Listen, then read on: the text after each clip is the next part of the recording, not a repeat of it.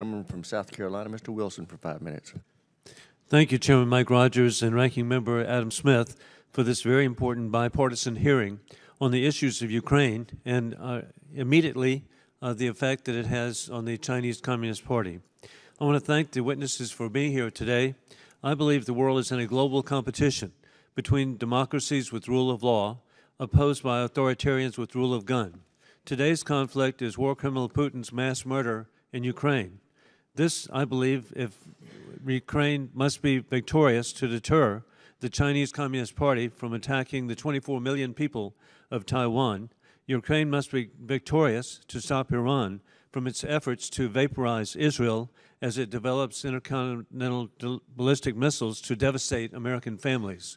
With that, Mr. Sorch, there have been billions in U.S. weaponry and financial aid flowing to Ukraine and more coming to stop a war criminal Putin. We're all concerned about accountability, and the American people need to know, because somehow this hadn't been recognized, and that is that in all of the legislation that's passed to provide for funding, there have been 39 provisions that provide for reports to be provided to Congress on oversight and accountability.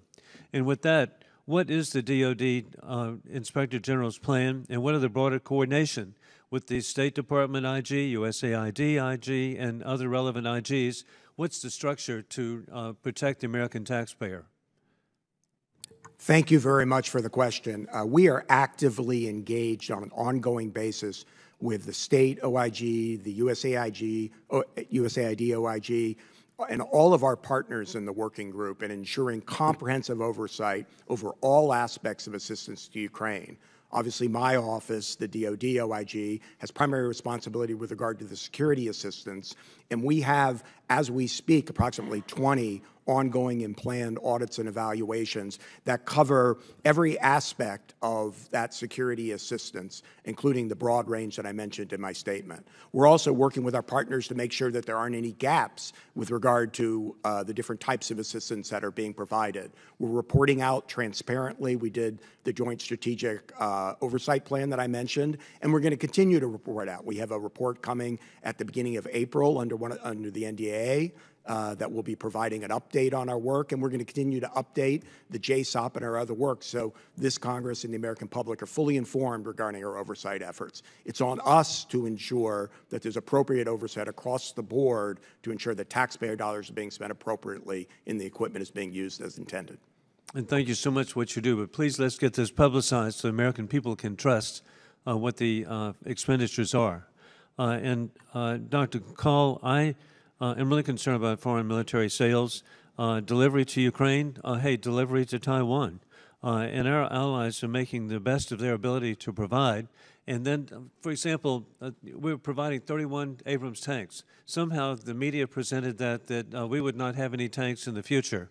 They leave out that we have 8,000 tanks, Abrams tanks. We potentially have 22,000, actually, Abrams tanks. But the 31 was presented as just debilitating the United States. We can do better. And so what's being done, particularly working with Chairman Mike Rogers and others, to have an expedited foreign military sales, it's absurd with prepositioning of equipment when we hear that it may take a year to get equipment to Ukraine.